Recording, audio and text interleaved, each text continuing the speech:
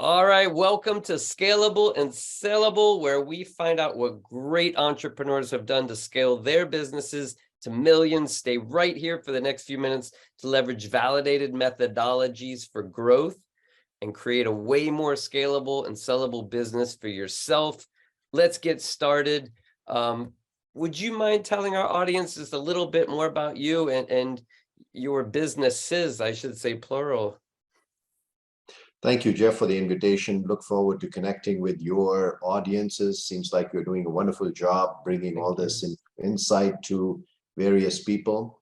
So my name is Sandeep Tyagi. I run a company called Estee Holdings. It's a emerging market focused capital markets firm. We have both sell side and buy side business. So which means that we run a brokerage firm primarily focused on India. A few years ago, we were the largest volume broker in India because our automated machine-to-machine based technology is used by high frequency, high volume traders to access the Indian markets.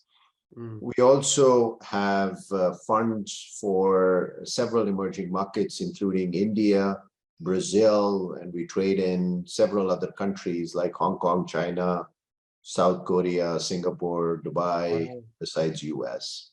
Wow. So that's our current business.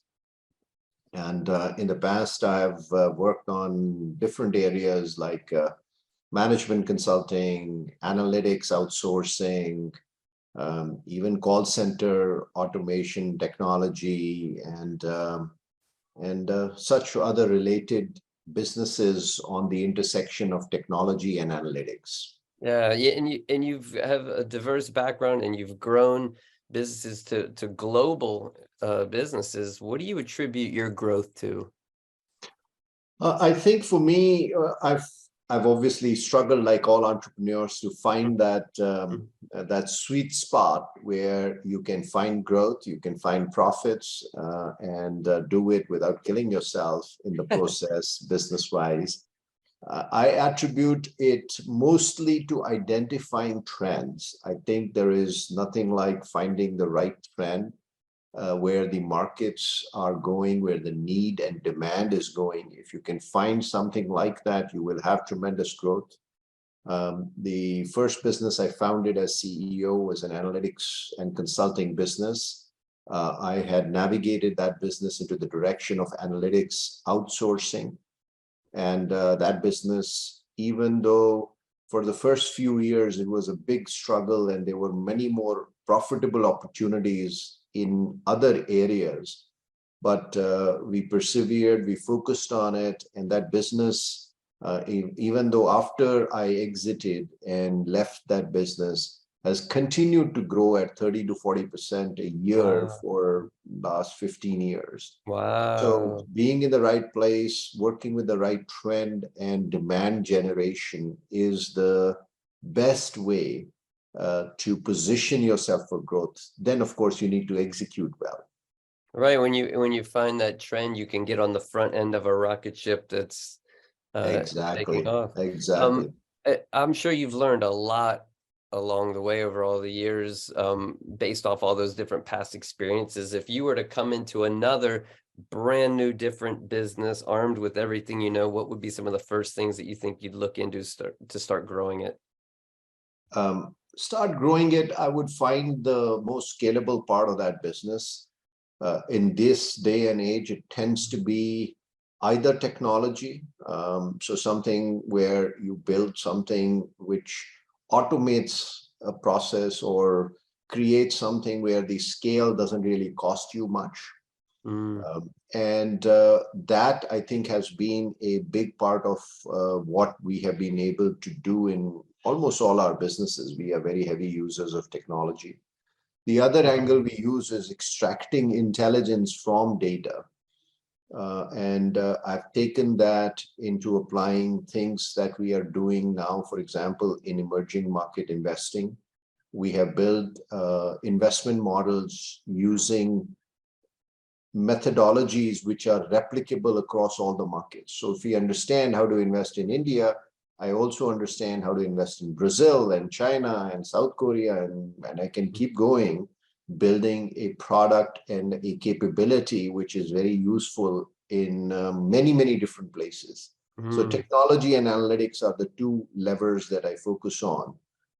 And then ultimately, I've realized over time that your reputation and credibility are effectively the most scalable thing. If you can create something where people trust you and you can effectively communicate it so that trust grows, then the efforts you're doing can be scaled further. Yeah, and so many people start a business and they limit their own growth to just thinking about the neighborhood or the local city or maybe the state, whereas you're looking at how do we scale this into this country, this country, this country, this country, and it's just such a much more expansive view of the potential of the business. What do you feel most small business owners do wrong? Well, I think that's a very broad question, but I think having the vision and confidence to say, if I figured out something really well, then there are lots and lots of places where that may be used and create value is something that we underestimate.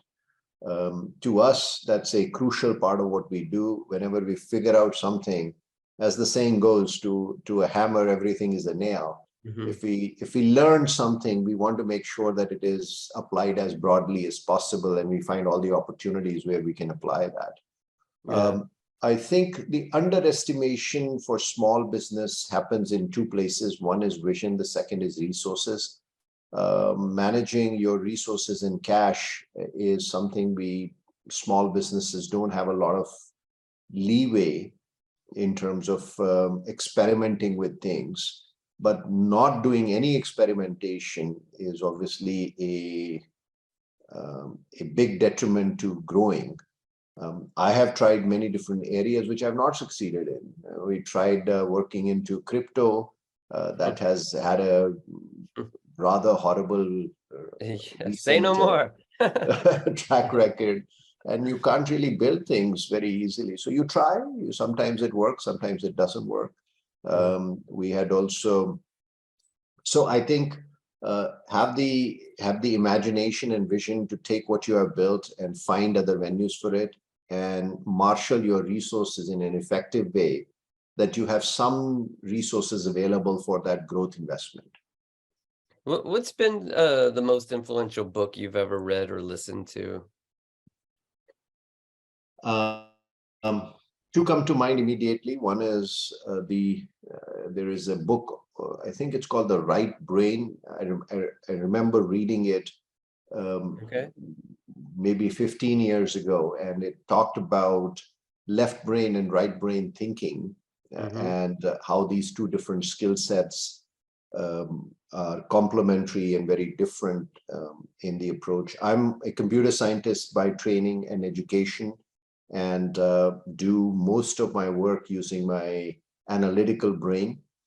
And over time, I've learned how to combine the right side of the brain. And in the world where Google and ChatGPT are going to make a lot of the analytical thinking, at least easily accessible to everyone, if not redundant, then you've got to really learn how do you synthesize, how do you create a vision, how do you empathize with situations and people.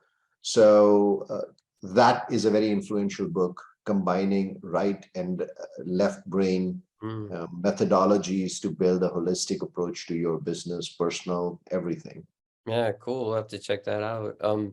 If you could go back in time to when you first started out and say one thing to younger you, what would you say?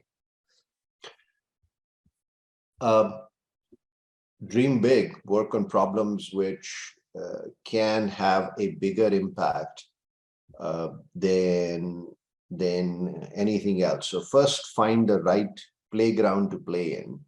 I think that is very important.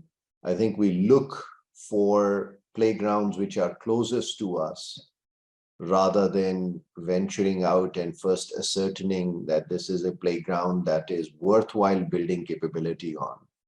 Any journey you take on takes time to build. So you build expertise over time, and you cannot be limited by what you know at the instant that you are starting something. That's one advice I would give myself.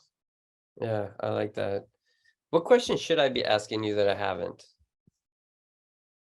Um, I think one area that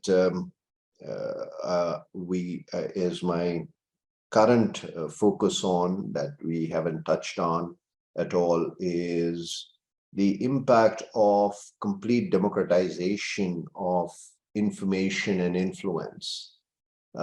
So what you are doing, what I do, is very interesting because, you know, we are not, this kind of information would have been available through intermediaries like Harvard and Columbia Business School or whatever institutions which brought together information and educated people.